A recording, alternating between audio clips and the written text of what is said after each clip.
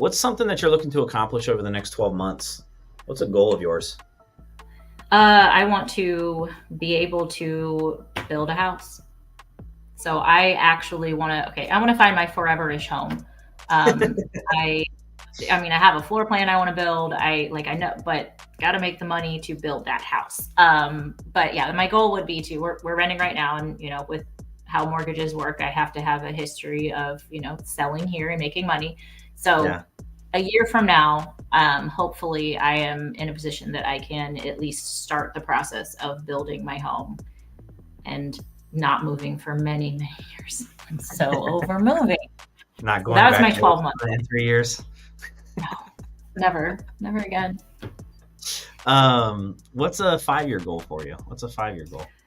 5-year goal would to be to have work life balance. I can tend to get very into my work. I mean, it's always been like my passion, just whatever my job is. I take it pretty seriously and I want to do it well and I want to do it right. And so I think with having two little kids and a husband, I've got to learn how to balance it and, prioritize what needs to be prioritized while still making money for my family. I am the only one working. My husband stays home with the kids. So, it's pressure to actually do well at work, but also like, the whole point of life is your family and your friends and Hmm. enjoying it. So I think that over the next 5 years, I mean, I don't have any specific, like, I want to make this much money. It's not really that. I want to be comfortable, but I want to make sure that I'm with my family as much as I can be while still, succeeding. What do you think? What do you think that you would need to have in place in order to help you with that? What would I need to have in place? I mean, because this is a lot of times, people get into the business. They want either the most money, freedom, flexibility, right?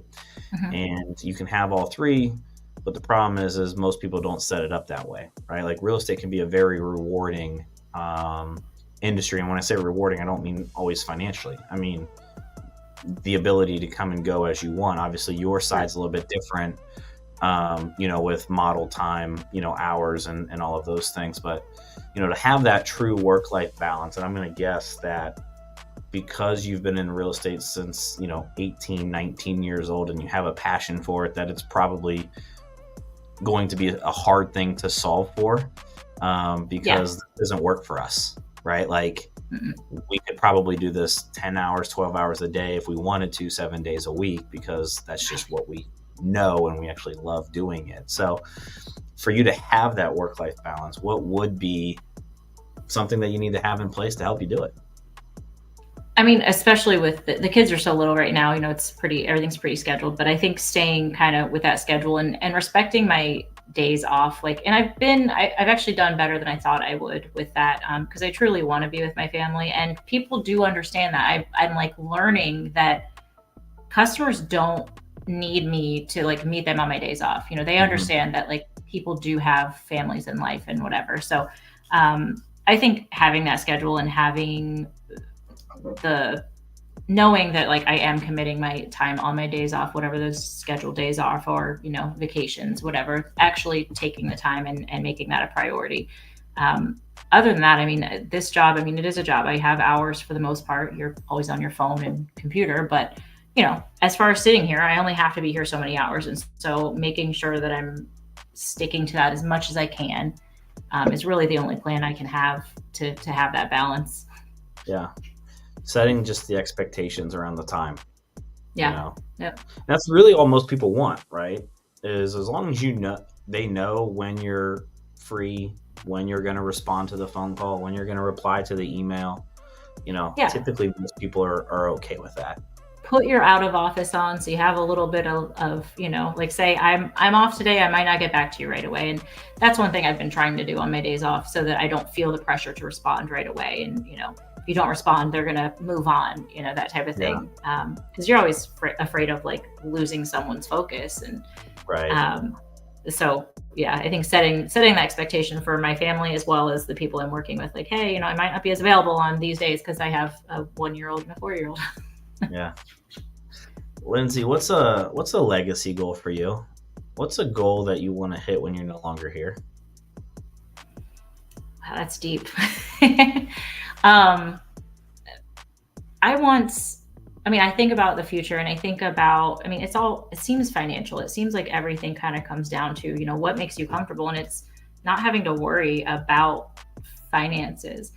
I feel like my parents were, they never gave me everything. They never, like, just gave me money or just gave me the things I wanted. I mean, even though they did have the money, they never just gave it. They made me work for it. And I think that my goal is to have things set up financially that when I am gone, that my family is, getting some of the stuff I earned during this life.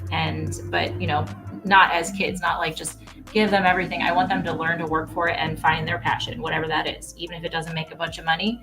Hopefully I've done well enough that, they have something to start with that, they can go into real estate and not feel pressure that, they have to have a second and third job in order to make it in the first 3 years, because real estate's tough. It's tough to get going. It's tough to like maintain. And I think that's the hardest part for new agents or even old agents. Like, you get scared. You don't sell something 1 month and you're like, it's the end of the world, like I'm never going to sell something again, and then you do again. Yeah.